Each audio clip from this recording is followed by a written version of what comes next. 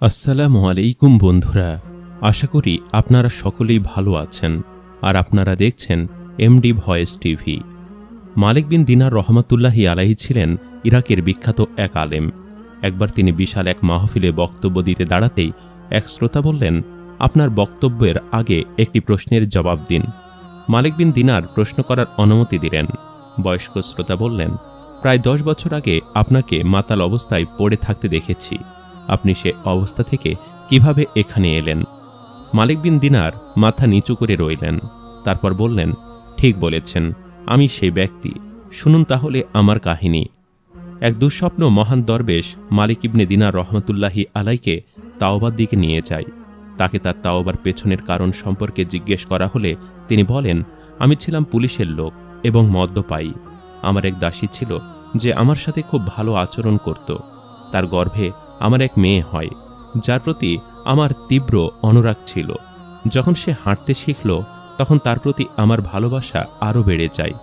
আমি যখন মদ খেতে যেতাম, তখন সে এসে আমার মদের গ্লাস ধরে টান দিত আর সব আমার কাপড়ের ওপর গড়িয়ে পড়ত। আমার মেয়ের বয়স যখন 2 বছর হলো, তখন সে মারা যায়। ফলে আমি অত্যন্ত ভেঙে পড়লাম। সে বছর এক শুক্রবারে 15 শাবান এলো। আমি নামাজ না পড়েই মাতাল হয়ে ঘুমিয়ে পড়লাম। আমি স্বপ্নে দেখলাম যে কিয়ামত এসে গেছে, সিংহায় ফু দেওয়া হয়েছে, কবরগুলোর পুনরুত্থান ঘটেছে। আরও দেখলাম যে মানুষদের একত্রিত করা হলো। আমিও ছিলাম তাদের মাঝে। আমি আমার পেছনে হিসিস শব্দ শুনতে পেলাম।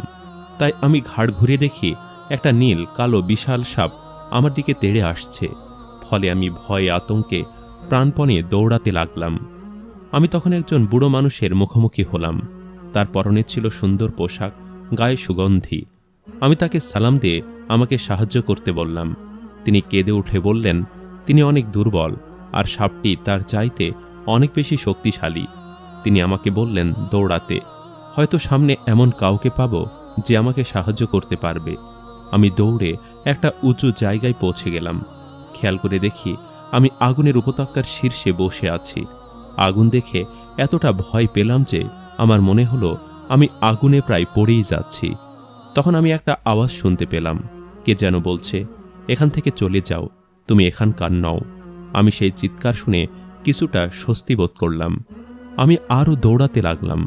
সাপটি তখন আমার পায়ের গোড়ালির সাথে ছিল। আমি সেই বুড়োকে আবার দেখতে পেয়ে আমাকে সাহায্য করতে বললাম।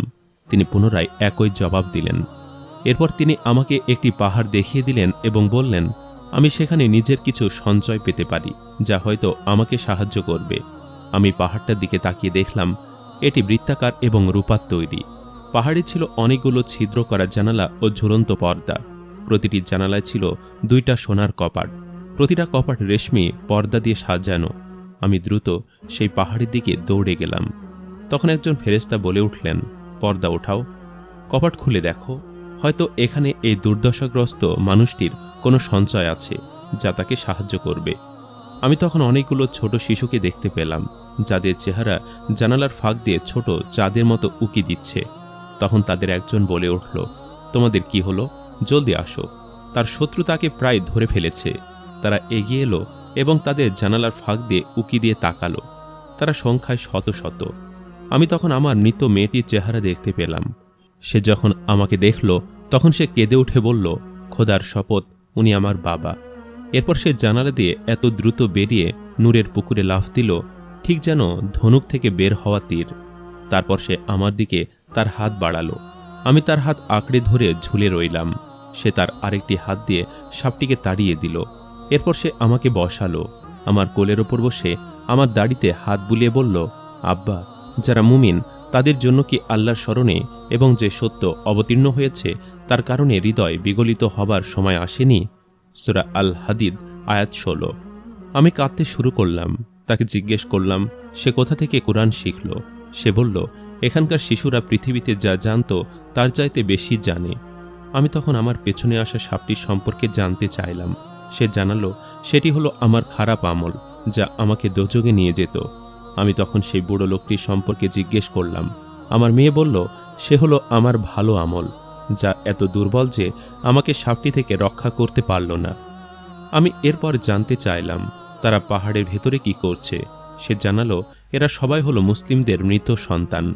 এরা তাদের বাবা মায়ের সাথে দেখা হবার জন্য অপেক্ষা করছে। তারা কিয়ামতের দিন তাদের বাবা মায়ের জন্য শাফায়াত করবে। মালিক বলেন, আমি আতঙ্কে ঘুম থেকে জেগে উঠলাম। আমি আমার মদের সব বোতল ভেঙে ফেললাম আর আল্লাহর কাছে তওবা করলাম। এই হচ্ছে আমার তওবার কাহিনী। তো প্রিয় দর্শক, এই ছিল আমাদের আজকের এই ভিডিও। কেমন লাগলো কমেন্ট করে অবশ্যই জানাবেন।